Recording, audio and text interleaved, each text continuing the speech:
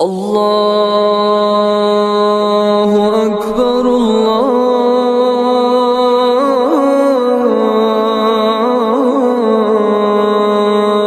اکبر۔ نکاح کرنے کا شرعی طریقہ کیا ہے؟ نکاح کرنے کا شرعی طریقہ یہ ہے، نسبت ہوتی ہے، نکاح ہوتا ہے۔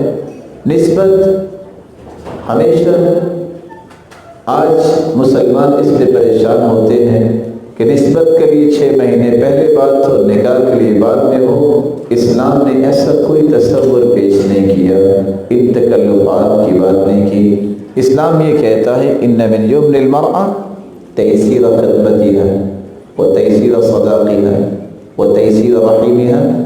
عورت کی برکت کی نشانی یہ ہے اس کی منگنی آسانی سے ہو جاتی ہے، نسبت آسانی سے طے ہو جاتی ہے، اس کا مہر آسانی سے ادا ہو جاتا ہے، اس کو اولاد اللہ جلدی عطا کر دیتے ہیں۔ نیک لوگ یہی کہا کرتے تھے نحب الخیر ونجد فیکم الخیر، ہم خیر کو چاہنے والے ہیں اور خیر آپ لوگوں میں ہمیں نظر آئی ہے۔ وَلَعَلَّ اللَّهَ يَجْمَعُنَا عَلَى خَيْرٍ، دعا ہے کہ اللہ ہمیں اس خیر پہ جمع فرمائے۔ وہ آگے سے کہتے علی خیر طائر، بہت اچھا پیغام ہے اور نسبت ہو جاتی۔ نکاح کے لیے گنتی کی 3 چیزیں: ولی کی اجازت، ولی کا ہونا، 2 عادل گواہ اور مہر۔ لا نکاح الا بولی وشاہد عدل، ولی کے بغیر، ولی کہتے ہیں باپ، باپ نہیں تو چچا ہے، وہ نہیں تو ماموں ہیں، عصبہ جو بن سکتے ہیں، جو رشتہ دار ہیں، اور 2 عادل گواہ جو صحیح گواہی دینے والے ہیں، نکاح ہو جاتا ہے۔ اور نکاح رسول اللہ صلی اللہ علیہ وآلہ وسلم نے جو سمجھایا تھا، اگر کوئی باپ کہہ دیتا ہے کسی کو کہ میں اوجبت علیک، اپنی بیٹی کا نکاح تمہارے ساتھ کرتا ہوں، اور آگے سے وہ شخص کہہ دے قبل تو مجھے قبول ہے، تو نکاح ہو جائے، بغیر خطبے کے بھی ہو جاتا ہے اور خطبے کے ساتھ بھی ہو جاتا ہے، لیکن اس کے لیے 2 عادل گواہ کا ہونا اور ولی کا ہونا یہ شرط ہے۔ مہر اتنا رکھے جتنا اس کو اللہ نے طاقت دی ہے، وہ چاہے تو 150 kg سونا دے سکتا ہے، جس کو قنطار کہتے ہیں۔ وَآتَيْتُمْ إِحْدَاهُنَّ قِنطَارًا، وہ چاہے تو کچھ بھی نہ دے، اگر اس کے پاس نہیں ہے وہ چند صورتیں پڑھا دے جو اس کو یاد ہیں۔ صحابی کو صورتیں یاد ہی اللہ کے رسول نے اس پہ ہی نکاح پڑھا دیا۔ کیا لڑکی کو بھی مسجد میں لے جا کر اس کی رخصتی مسجد سے کی جائے؟ نہیں۔ یہ تصور جو آج دنیا میں ایک انوکھا پیدا ہو گیا کہ ہم اپنی بچی کو مسجد سے ہی رخصت کریں گے۔ آپ صلی اللہ علیہ وسلم نے اپنی کس بیٹی کو مسجد سے رخصت کیا تھا؟ کس صحابی نے اپنی بیٹی کو مسجد سے رخصت کیا تھا؟ اسلام کی اس مزاج کو پیش کیا جائے جو مزاج فطرتی ہے۔ یہ تکلفات، حالانکہ مسجد بہت مبارک جگہ ہے، بہت اچھی جگہ ہے، لیکن آپ صلی اللہ علیہ وسلم، آپ کے صحابہ نے اس عمل کو اختیار نہیں کیا۔ تو آپ گھر سے بھی فارغ کر سکتے ہیں، آپ کسی ہال میں بھی جا سکتے ہیں، ہاں اسراف سے بچ جائیں، لیکن مسجد میں کتنے لوگ جا ہی نہیں سکیں گے اور کتنے لوگوں کے لیے شرعی پابندی ہوگی۔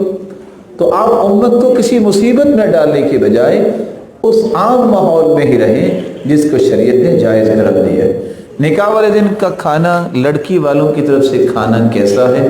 کوئی حرج نہیں ہے۔ یہ بھی ایک تشدد کی کیفیت آ جا گئی۔ کچھ لوگوں نے نہ جانے یہ رویے سیکھے کہاں سے، اور معروف ہو گیا اب تو، اس قدر وائرل ہوگی چیزیں، بارات یہ حرام ہے، یہ کھانا بھی حرام ہے۔ رسول اللہ صلی اللہ علیہ وسلم، صحیح بخاری صحیح مسلم میں روایت ہے، آپ تشریف فرمائیں، انصار کے لوگ، عورتیں بھی آ رہی ہیں، بچے بھی آ رہے ہیں، مرد بھی آ رہے ہیں۔ کہاں سے واپس آ رہے ہیں؟ من عرس سے، شادی سے واپس آ رہے ہیں۔ اور آپ نے کھڑے ہو کے کیا فرمایا؟ اگر میں کسی وادی میں چلتا تو میں انصار کی وادی میں چلتا، اگر میں یہاں ہوتا مدینے میں پہلے تو میں بھی انصار میں سے ہوتا۔ ان کی تعریف کی۔ اور وہ کہاں سے آ رہے تھے؟ شادی سے آ رہے تھے۔ تو اگر شادی سے بچے اور عورتیں اور مرد آ رہے تھے تو اللہ کے رسول نے انہیں منع نہیں کیا، کون ہے جو منع کرنے والا ہے؟ ہاں یہ رویہ غلط ہے کہ میں اپنی ناک بڑھانے کے لیے اور اس کو اونچا کرنے کے لیے کہوں کہ بھائی میں تو اپنے بیٹے کی بارات میں 200 لوگ لے کے آؤں گا؟ نہیں، آپ دوسرے کو مشقت میں نہ ڈالیں۔ مہمان نوازی کا اجر ہے۔ اگر وہ کہتے ہیں کہ آپ جتنے لوگ آنا چاہتے ہیں آپ آ جائیں، تو آپ ان کو ایک عدد بتا دیں، چلے جائیں، کوئی حرج نہیں۔ اگر کسی کے پاس کوئی گیا ہے، مہمان ہے، حدیث کہتی ہے الضیافۃ ثلاثۃ ایام، 3 دن تک مہمان نوازی کرنا ضروری ہے۔ اور اگر 3 دن سے زیادہ بھی آپ کسی کو کھلاتے پلاتے ہیں وہ صدقہ، یہ صدقہ ہے۔ یعنی ضیافت کے اصول کو بھی ٹھکرا دیا اور اپنی کشید کی گئی سوچ کے مطابق اس کا رد بھی کر دیا، اور صحابہ گئے اچھا ان سے کھانا نہیں کھانا چاہیے تو آپ نہ کھائیں، خود پکا کے لے جائیں۔ اگر آپ اتنے ہی ہیں تو آپ خود پکا کے لے جائیں۔ لیکن کیا یہ اچھا ہوگا کہ آپ کسی معزز مسلمان کو بے عزت کرنے کے لیے، شرمندہ کرنے کے لیے ایسا رویہ اختیار کریں؟ آپ کی بھی عزت ہے تو اس کی بھی عزت ہے۔ ہاں یہ رویہ غلط ہے کہ آپ پابندی لگا دیں کہ ہم یہ کھائیں گے، لسٹ پہلے بھجوا دیں، جو اللہ نے دیا ہے جو پکائیں گے آپ کھا لیں۔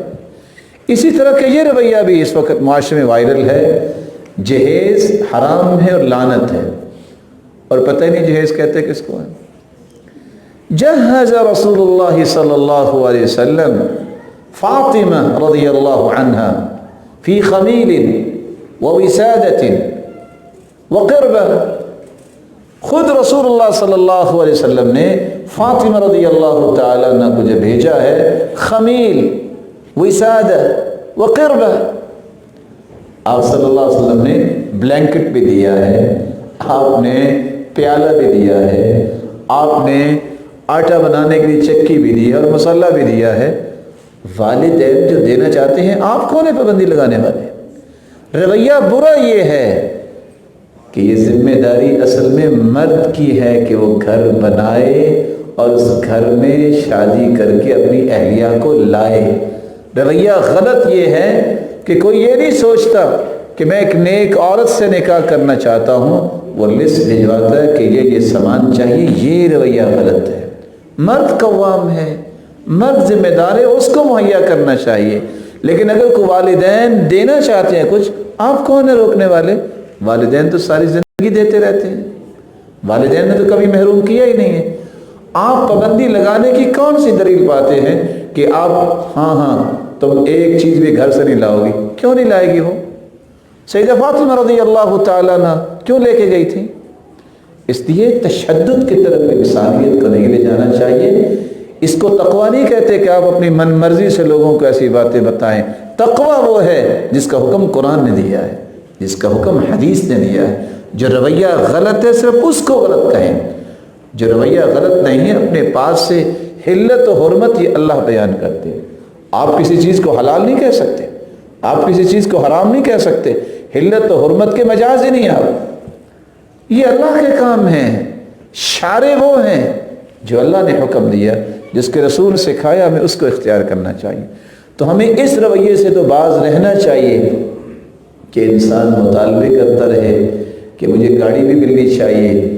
اور کتنے لوگ کچھ عقل مند بھی ہوتے ہیں، وہ ایک آدمی بیچارہ جس نے دیکھا کہ صورتحال ہی ایسی ہے کہ جب بھی کوئی بات ہوتی ہے تو لسٹ آ جاتی ہے، اس نے کہا چلو یہ بھی کام کر ہی لیتے ہیں۔ اس نے سارا سامان تیار کیا، جب وہ تشریف لائے کہا لے جاؤ، کہا نکاح کب ہوگا؟ کہا کون سا نکاح؟ کبھی ہم نکاح کرنے؟ کہا تم سامان لینے آئے تھے، تم اکیلے بھی آ سکتے تھے، چلو زیادہ لوگ آگے ہو، لیکن میں نے ٹرک میں رکھوا دیے ہیں، آپ کو اٹھانا نہیں پڑے گا، آپ لے جائیں۔ کہا نہیں نکاح؟ کہا کون سا نکاح؟ تم نے شادی اس نیت سے کی ہے کہ یہ سامان ملے گا، میں مالدار ہوں، لے جاؤ، یہ تمہارے لیے، تمہارے گھر میں یہ نہیں ہوگا، اب لے لو۔ کس قدر عجیب سوچ ہے جس نے 18 سے 20 سال بیٹی کی پرورش کر کے اسے زندگی گزارنے کے دستور سکھا کے اور آپ کے حوالے کر دی ہے۔ سچ بتائیے اس نے چھوڑا کیا ہے؟ جس نے دل کا ٹکڑا تمہیں دے دیا ہے اس نے کچھ چھوڑا ہے؟ کھربوں روپے بھی کو دے دے، کبھی کسی کو بیٹا یا بیٹی مل سکتی ہے؟ اس بات کی اگر کسی کو سوچ آ جائے تو ان غلط رویوں سے بچا رہے۔